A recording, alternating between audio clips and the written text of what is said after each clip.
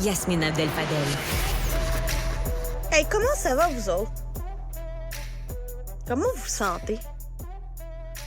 Est-ce que quand vous rentrez au bureau le matin au travail, là, vous commencez à crier?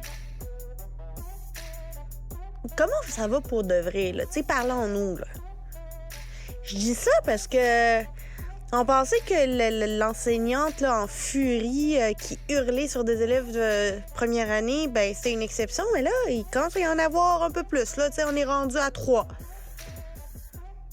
C'est-tu normal d'avoir des enseignants qui sont supposés avoir la vocation, qui crient après des élèves? C'est-tu une technique pédagogique qu'ils ont appris dans leur bac d'enseignement? Est-ce qu'on sait ce qui se passe dans nos écoles et dans nos classes? Tu sais, des propos orduriers, là. Tu sais, quand un enseignant tient des propos orduriers dignes des tavernes les plus crasses, tiennent ça avec des élèves du secondaire puis du primaire, du haut de son rôle d'enseignant et donc tout ce qui vient avec, là, son rôle de modèle, d'autorité morale, d'éducateur. C'est-tu normal?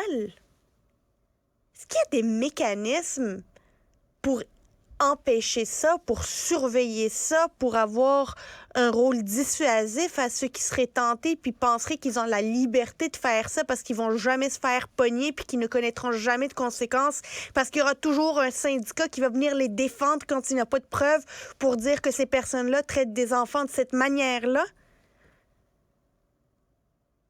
Les sacs de nos enfants, là, c'est pas supposé être rempli d'enregistreurs. C'est supposé être rempli de cahiers, de stylos, de crayons de couleur. Puis idéalement d'un lunch. Mais pas d'un enregistreur. Tu l'envoies pas dans un interrogatoire. Tu l'envoies à l'école. Puis, tu sais, quand tu donnes le témoin, là, tu fais le passage du témoin, là, quand tu arrives devant l'école, puis tu dis à ton enfant « Ah ouais, va à ta journée de classe », toi, comme parent, là, tu devrais pas avoir la peur au ventre parce que tu ne sais pas qu'est-ce qui va se passer pendant la journée. Tu devrais pas avoir ce petit doute-là. Est-ce que son enseignant est correct, le traite correctement?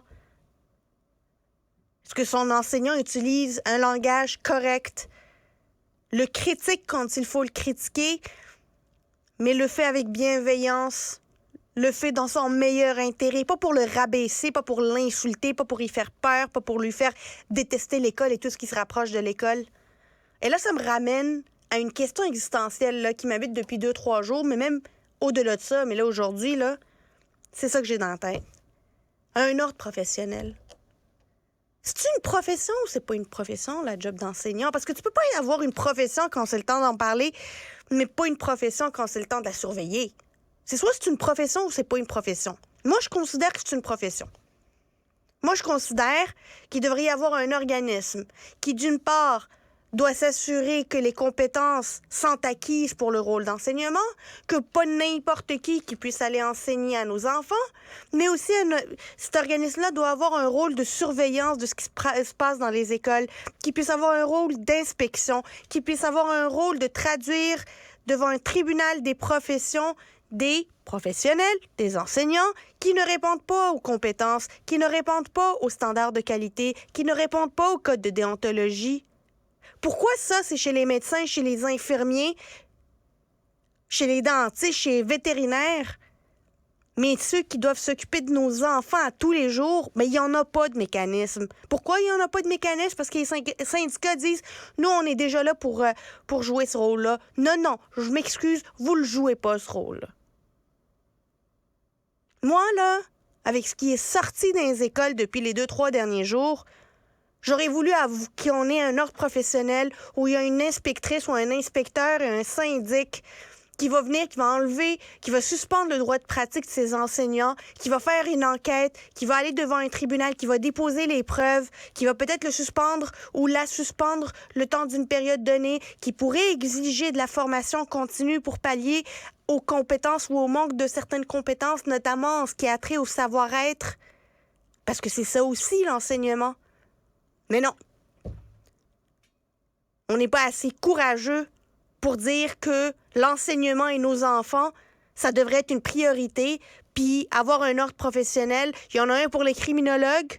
C'est pas les criminologues à qui on laisse nos enfants. Il y en a des ordres professionnels pour tout le monde. Pourquoi pas pour les enseignants? Me semble que nos enfants mériteraient ça. Me semble que nos enfants méritent qu'on ait le courage de se battre pour avoir un ordre professionnel dans la mission, comme tous les autres professionnels. Ça serait la protection du public. Bienvenue à Cube. Yasmine Abdel-Fadel. Des opinions